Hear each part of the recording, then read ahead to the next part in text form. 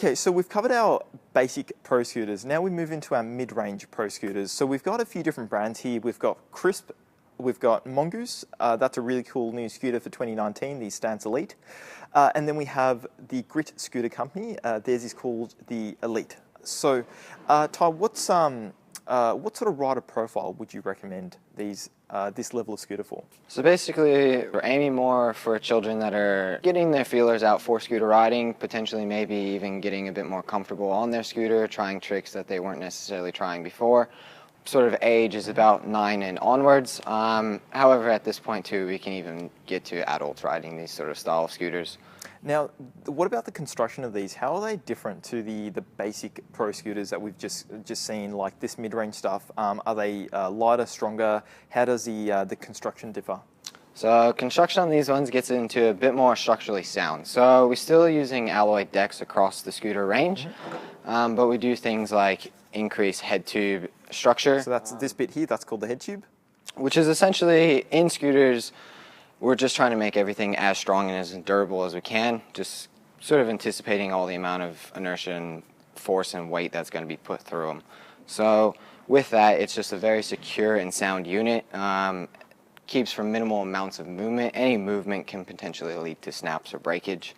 The bearings also are sealed in these compared to the base level scooters? Yep.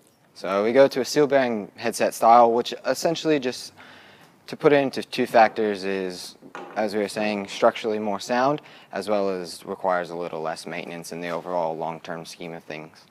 And the handlebars are generally a little bit higher on these, so great for older kids? Yes, so that way we can get into a bit more of a correct stance for a scooter rider. So as we were talking about, we can start at about the age of 9 and work our way up into adults.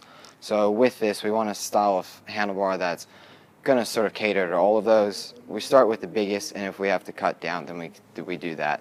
So instead of making something smaller and going bigger, we can always start with something bigger and make it smaller. The wheels also, like we've got a sample size here, but even in this sample size, we've got quite a different range of wheels. So there's some have got smaller wheels, like the Mongoose here has got the smallest wheels out of the range, and then we've got scooters with bigger wheels. What's the advantage of going a bigger wheel on a scooter? So when we get into scooters, the advantage of having a bigger wheel is just to sort of counteract for the amount of extra weight, inertia, force that's going to be brought through that scooter. So because we have no suspension on a scooter, we don't even have rubber tires and tubes to sort of help you out.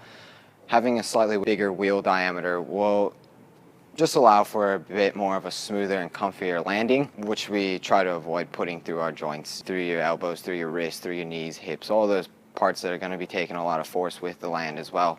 So having a slightly bigger wheel just is sort of taking away from that overall wear and tear on yourself.